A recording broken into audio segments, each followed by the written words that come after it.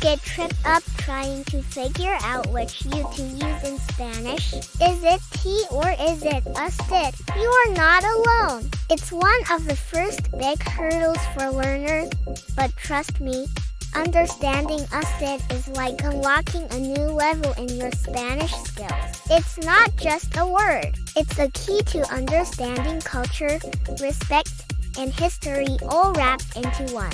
So, what's the deal with usted? Why does Spanish have this formal U when English just has, well, you? Let's dive in and solve this mystery together. First, let's get the history. Usted wasn't just pulled out of a hat.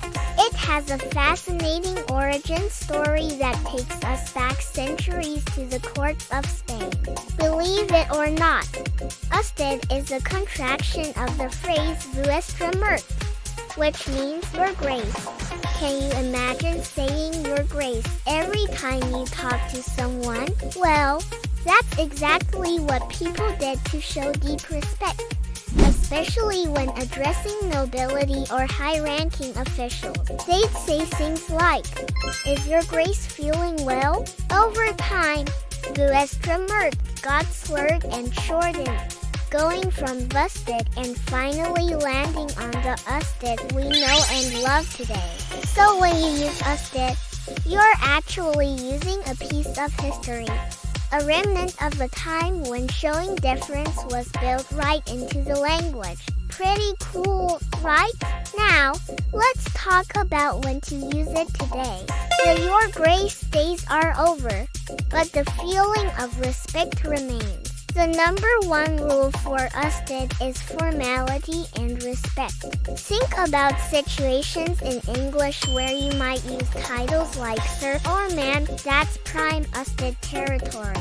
You'll use it when speaking to an elderly person, a professor, a doctor, your boss, or a customer in a professional setting.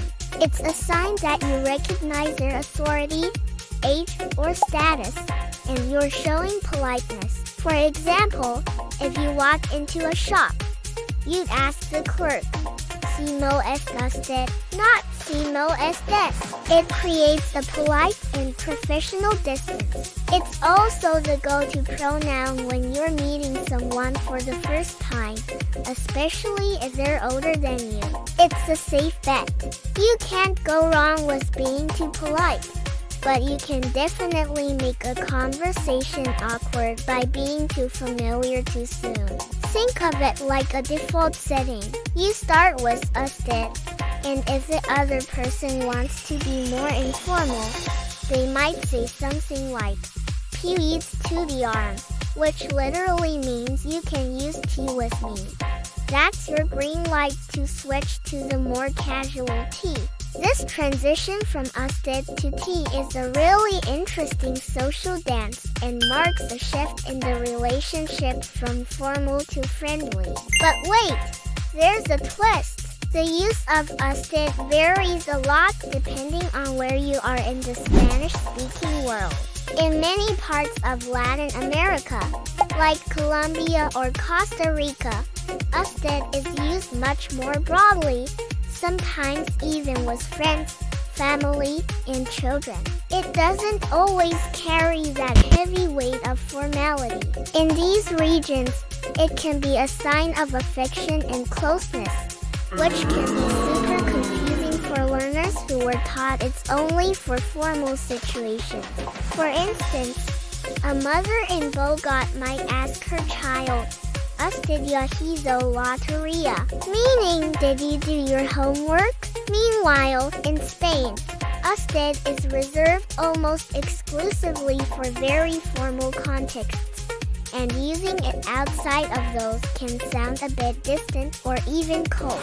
So, your location is a huge factor.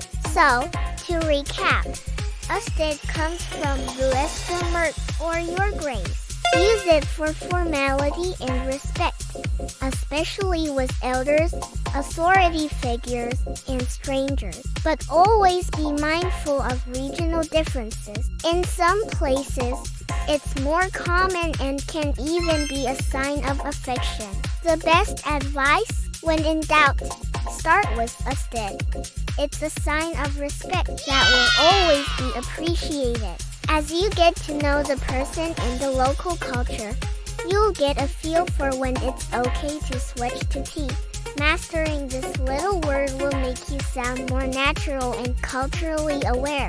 Thanks for watching. I hope this cleared up the usted puzzle for you. If you found this helpful, give this video a like and don't forget to subscribe for more tips to help you on your Spanish learning journey. Let me know in the comments if you have any usted stories. Hasta luego!